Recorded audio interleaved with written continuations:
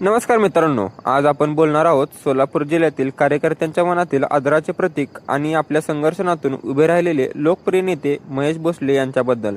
Rashtrawadi Congress party Solapur जिल्ह्यात एक महत्त्वपूर्ण नियुक्ती जाहीर करण्यात आली आहे आणि ती म्हणजे महेश भोसले यांची सोलापूर जिल्हा उपाध्यक्षपदी निवड करण्यात आली. ही नियुक्ती काही साधी नाही, कारण हा विश्वास ठेवला आहे पक्षाचे राष्ट्रीय अध्यक्ष आणि महाराष्ट्राचे उपमुख्यमंत्री माननीय श्री अजितदादा पवार, पक्षाचे प्रदेशाध्यक्ष खासदार सुनीलजी तटकरे, ज्येष्ठ नेते व जिल्हाध्यक्ष बळीराम काका साठे आणि मार्गदर्शक जिल्हाध्यक्ष व भावी आमदार उमेशदादा पाटील यांच्या सर्वांच्या विश्वासानेच महेश भोसले यांच्यावर ही मोठी जबाबदारी सोपवण्यात आली आहे.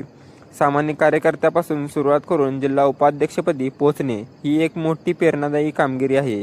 महेश भोसले यांच्यावर पक्षाने दाखवलेल्या या विश्वासाबद्दल मनापासून कृतज्ञता व्यक्त केली आहे. ही जबाबदारी हे ओझे नसून प्रेरणादायी उत्तरदायित्व आहे, असे ते म्हणाले. सोलापूर जिल्ह्यातील पक्ष संघटन अधिक मजबूत करण्यासाठी प्रत्येक कार्यकर्त्यांपर्यंत पक्षाची भूमिका पोहोचवण्यासाठी ते प्रामाणिकपणे आणि निष्ठेने काम करणार असल्याचे त्यांनी सांगितले.